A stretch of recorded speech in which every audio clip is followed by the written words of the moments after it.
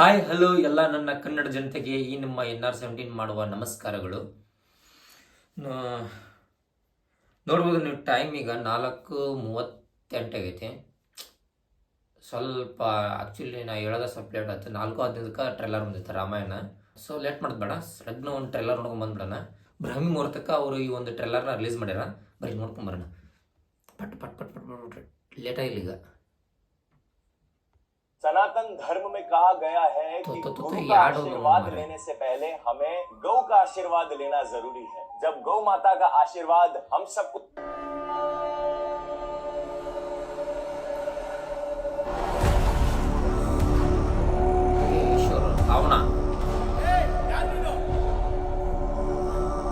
ರಾಜಾಧಿರಾಜ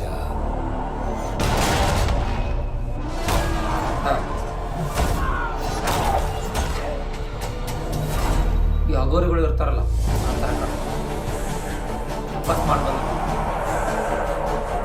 ದೇವಲೋಕ actually ನಾವು wait ಮಾಡೋದು ಇವ್ರ ಸಂಬಂಧ, ಯಶ್ ಅವ್ರ ಸಂಬಂಧ. ಪಾತಾಳಲೋಕ, ಮೂರು ಲೋಕಗಳಲ್ಲೂ ಇನ್ನು ನನ್ನದೇ ಸಾಮ್ರಾಜ್ಯ.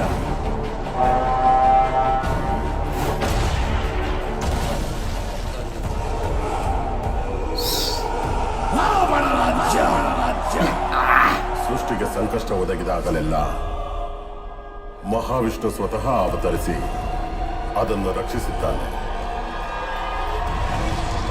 ನನ್ನ ಜ್ಯೇಷ್ಠ ಪುತ್ರ ರಾಮ.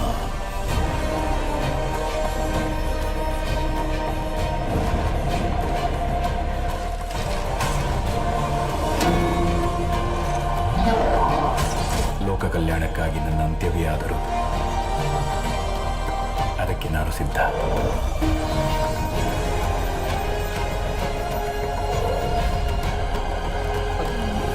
ಲೀಕ್ ಆಯ್ತು ನಾನು ನಿರ್ಧರಿಸಿ ಆಗಿದೆ. ಒಬ್ಬ ಪುತ್ರನಾಗಿ ನನ್ನ ತಂದೆ ಕೊಟ್ಟ ಮಾತನ್ನು ಪಾಲಿಸುವುದು ನನ್ನ ಕರ್ತವ್ಯ. ನಿನಗೆ 14 ವರ್ಷಗಳ ವನವಾಸ.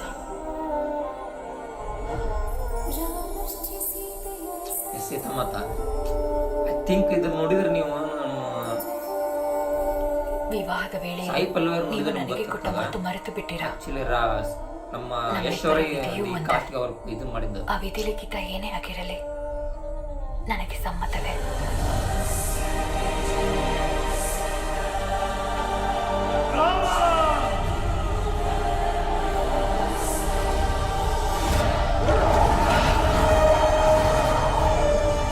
ಜನಸ್ಥಾನದ ರಾಜಕುಮಾರಿ ಶೂರ್ಪಣಖಿ ಅವಳು ತಮ್ಮಲ್ಲಿ ಪರವಶಳಾಗಿದ್ದಾಳೆ. ನಿನ್ನ ಸೇಡು ತೀರಿಸಿಕೊಳ್ಳುವುದು ನಿಶ್ಚಿತ ಶೂರ್ಪಣಖಿ. ರಾಮನ ಮೃತ್ಯು ಘೋರವಾಗಿರುವುದು ಅಪಮಾನ, ಘನಘೋರವಾಗಿರುವುದು.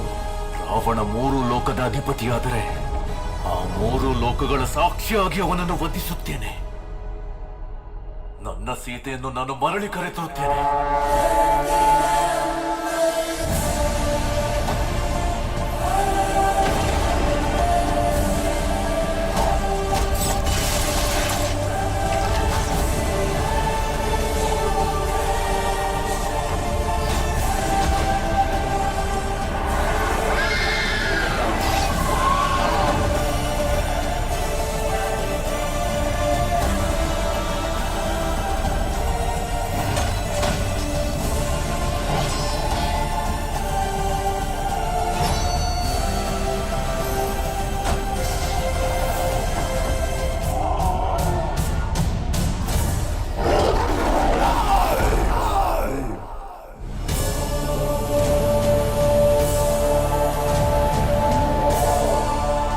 ಇದು ರಾಮನ ಯುಗದ ಆರಂಭ.